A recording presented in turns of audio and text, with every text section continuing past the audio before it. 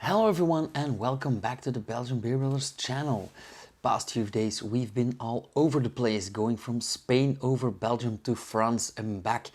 And today we are returning to Spain with El Águila Dorada.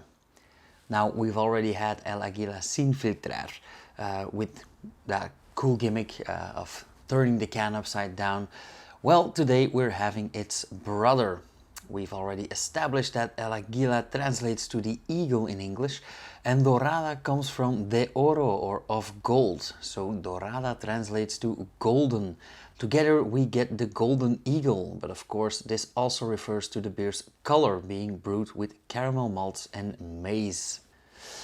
The brewery introduced this beer as follows.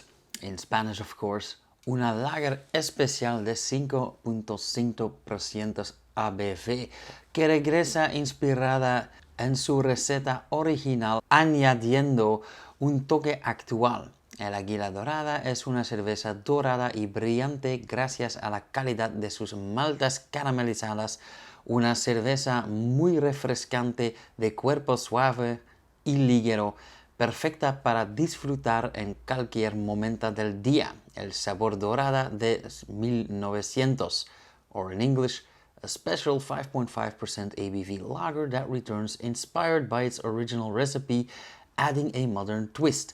El Águila Dorada is a bright golden beer thanks to the quality of its caramelized malts, a very refreshing beer with a soft and light body, perfect to enjoy at any time of the day, the golden taste of 1900. And that golden taste of 1900, of course, refers to back when the brewery was founded. So they would have used the original recipe of 1900 with a modern twist, some barley, some maize, and some of those malts were roasted, being a dorada or a cerveza tostada. So, let's find out what this is all about.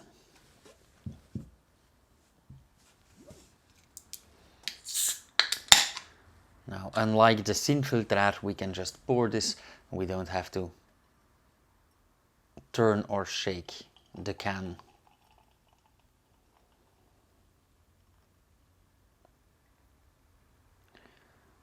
Well, they didn't lie. It does have a beautiful, beautiful golden color. Nice golden yellow color. This is actually the color that we often look for in a beer, with a nice white, slightly off-white head of foam, some bubbles there but not too many, medium density head of foam. Yeah, very, very classic smell. Smells slightly sweet, a bit honeyish actually. A hint of alcohol, and yeah, a bit sweet, like I said, a bit malty as well. Actually pretty much as you would expect from in an average cerveza tostada or a slightly roasted pilsner. So as usual, proof of the pudding is in the eating. So cheers.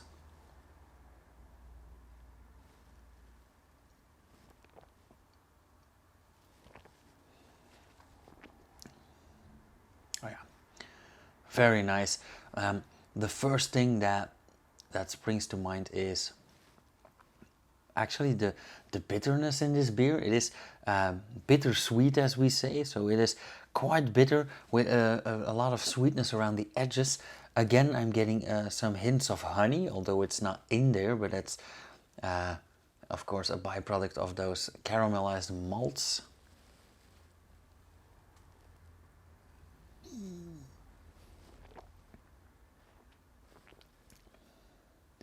Very well rounded, a very nice mouthfeel, very tasteful. Of course, it is brewed with maize, with corn, and that does heighten the mouthfeel in a beer, just like oats, for example, do.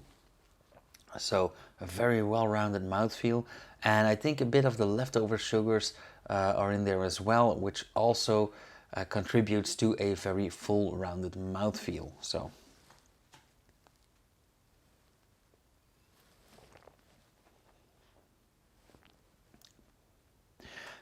even though it doesn't look like it, it is quite carbonated. It actually has a very pleasant level of carbonation. All I get is not an aggressive carbonation, but it feels like very, very tiny bubbles, more like champagne bubbles popping on the tongue and on the roof of the mouth. So again, very pleasant. I think the only remark I have with this beer is that it's maybe a tiny bit too sweet for me. It is not as thirst quenching as I would like. So yeah, a bit too sweet maybe.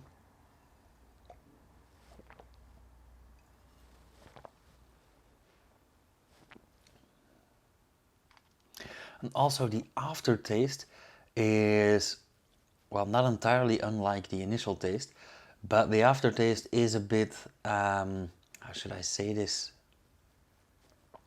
A bit boozier, so a bit more ethanol, a bit more alcohol peaks in the aftertaste, which isn't bad at all. It's actually a very pleasant aftertaste, a very enjoyable aftertaste actually.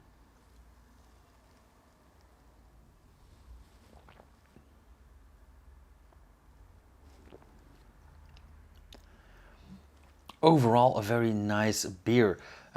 Now, I haven't talked about the packaging yet, but as with the previous El Águila beer, I absolutely do like their cans, their graphic design, again with the eagle on the can,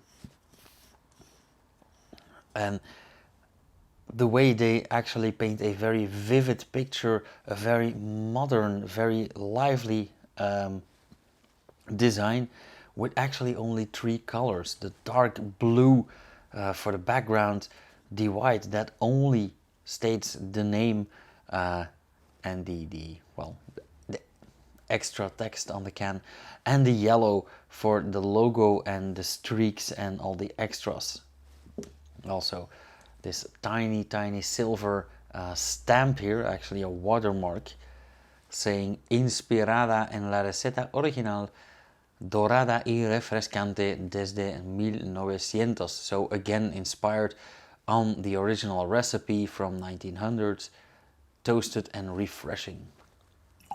And like I said, they're not lying. It is in fact refreshing. It is just not really thirst quenching, which is absolutely not a problem, because it is a very enjoyable beer. So